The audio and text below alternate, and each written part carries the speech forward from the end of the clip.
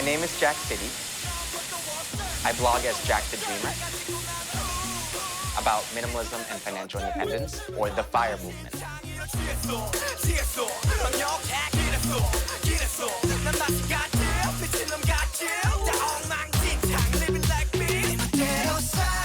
I'm Randall King. Nice to meet you, Randall. Eric. Hi, nice to meet you, Eric. My name is Seung-young. Seung-young, nice to meet you,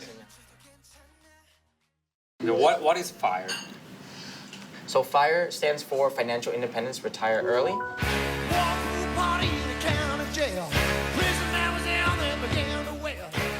뉴욕에선 지금 밀레니얼 세대를 중심으로 40세 안팎의 조기 은퇴하는 타이어 운동이 유행하고 있습니다. So normally, people would think retire at 65. Work your whole life, save 10 to 15% of your income. But the FIRE movement talks about putting away 50 to 85% of your income, and then you retire about 30, 35 years old. Because it doesn't make sense to retire at 65, enjoy your life for about 10 to 15 years, and then die.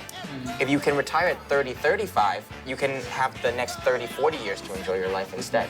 Okay. And that you usually reach that by buying less, putting away more money. So, is there a goal for your retirement until 35 years old? $1 million. $1 million. Yes. Because you need about $1 million to reach FIRE. Because that way you live off the 4%. Because the stock market averages 6 to 10%. So that means that even if you pull 4% now, you have so much 4% over all the years. And that way you have 40,000. You can travel the world on 40,000 forever. How do I get to $1 million? I would need to save $400 a day.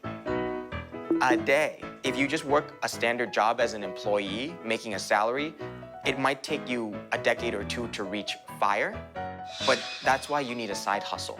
So I blog and I make ad money from the blog. I run a business and I make money from the business. I'm looking to eventually invest in real estate. So anything where you can make money outside of your job, that will help you reach FIRE faster because it's making you money while you sleep. Minimalism plays into FIRE because not buying helps you put that money away into investments. Welcome to my room. All like 40 square feet. Okay, so pretty much all of my clothes fit in these three. This is all of my shirts right here. And then all of my shorts and pants fit right here. And that's it. All my life fits in this much space. Like I haven't bought clothes in months. My girlfriend buys clothes maybe twice a year. So summer, winter, and that's about it. I've been doing this process for about 4 years. I'm tired of having too many things. I'm tired of having to kind of fit into that social media image of always having a different outfit and follow friends and things like that. And I would love to live a lifestyle where I can just leave and travel and not be tied down to a house and all of these material possessions. One way or another, I'm gonna find you. I'm gonna get you. One way or another, I'm gonna win you. I'm gonna get you. One way or another, I'm gonna see you. I'm gonna meet you. And then I'm curious about how come you are into this thinking of FIRE? Do you have any family history or something like that? Growing up, when we came to America, we were poor. We lived in the ghetto. So I was born in Thailand, and then what happened was the stock market crashed in Thailand. My dad lost millions of dollars. He owed millions of dollars in debt. So they came here. I was 6 years old, and my parents were working 3 jobs each as illegal immigrants, making half the minimum wage. I didn't see my parents for weeks. They were always out working. So after struggling financially, after seeing my parents struggle financially, I know I don't want to struggle financially. And I know I'm going to do whatever it takes to get my first million. Keep building beyond 4 to 10 million as well. And then whatever happens after that. The way you approach your life seems to be in contradiction with what most millennials pursue, because the preconception that the other generations have about the millennials is that they only live for today. You know, the whole YOLO movement. You know, I'm gonna go travel to Bali. I'm gonna take my yoga lessons. I'm gonna live like there's no tomorrow. Right. So as an older generation, I have a hard time understanding how the same generation can be attracted to fire and YOLO at the same time because it seems very contradictory. Okay. I think just to add on to that, I feel like the mindset of fire is only implemented because of a YOLO mindset. The reason you're able to do that is because you say, I want to live a certain lifestyle and I only live once and this is the way I want to live it. So that fire itself is inspired and perpetuated by YOLO mindset. Because I don't think YOLO of like, I'm just gonna blow my money. It's more of, I live once, so I'm gonna live the way I want to, is the way I perceive.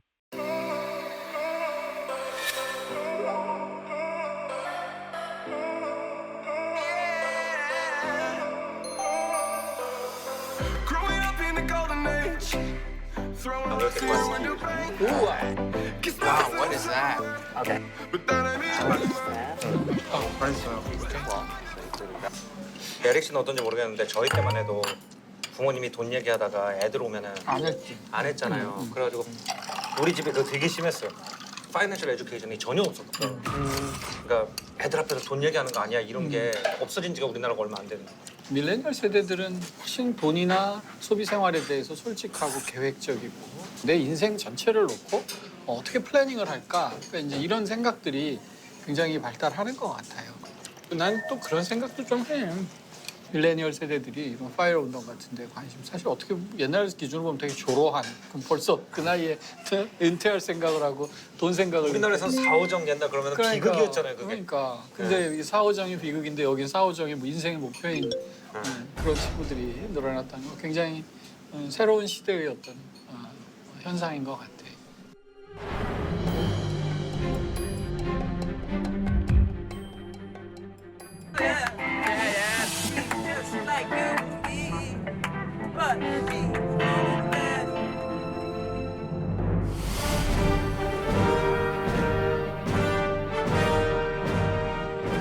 파이어 성공 노하우를 공개해 1,000만 명이 넘는 구독자를 보유한 주인공.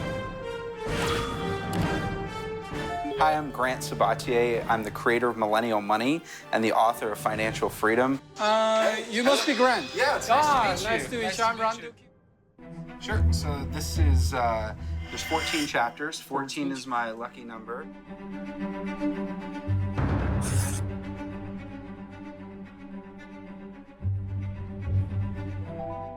A lot of people think that investing is such a sacrifice. Oh, you know, I could lose all my money. And that's not the case at all. Because I invested 80% plus of my money, I got my money working for me.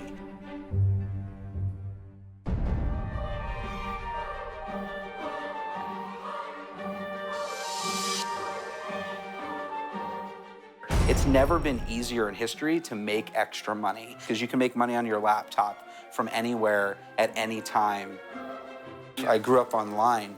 It's easier for us to make money, especially online. And so I made all this money online, and a lot of those opportunities are available to everyone. And I saw a Google mobile ad, my own company running Google and Facebook ads.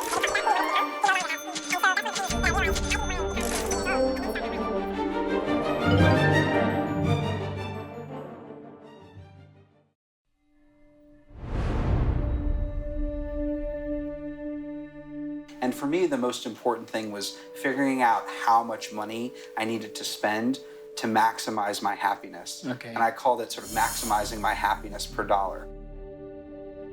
They get a raise, so they go out and buy a bigger apartment, buy a new car, but that doesn't necessarily make them happier.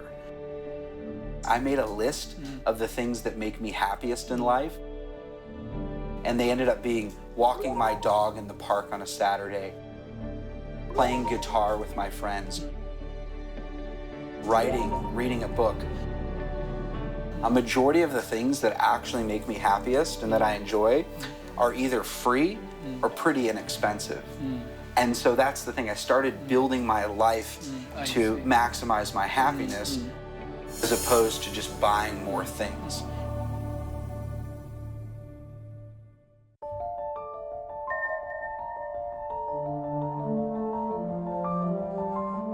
I grew up with parents who were always stressed about money. My parents were in their mid-50s. I realized that a lot of the dreams that my parents had talked about doing growing up, they hadn't done yet.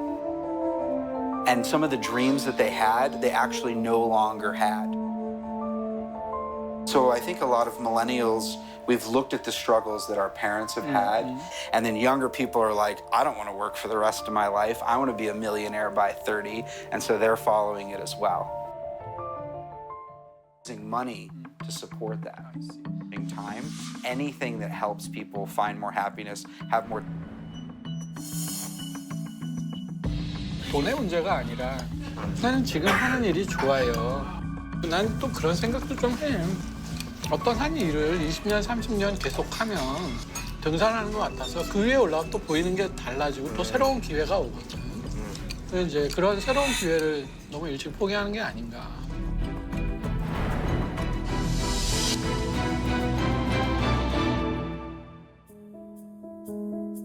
I started this when I was 24, and so my late 20s, all I was doing was working.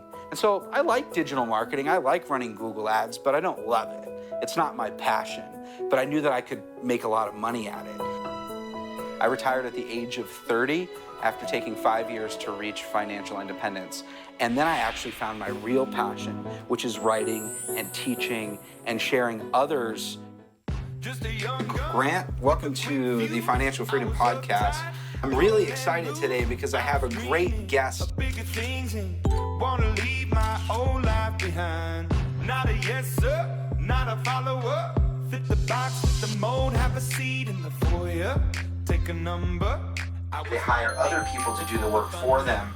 That is how they actually, man, it's just. And so the important thing is realizing that time is more valuable than money. I'd been told my whole life that money is time and time is money. But we know that's crazy because you can always go out and make more money, but you can't get back your time. Time is actually so much more valuable than money. And so we spend our lives working 40, 50 years trading time that we're never gonna get back. All the FIRE movement is about is living life on your own terms. Somebody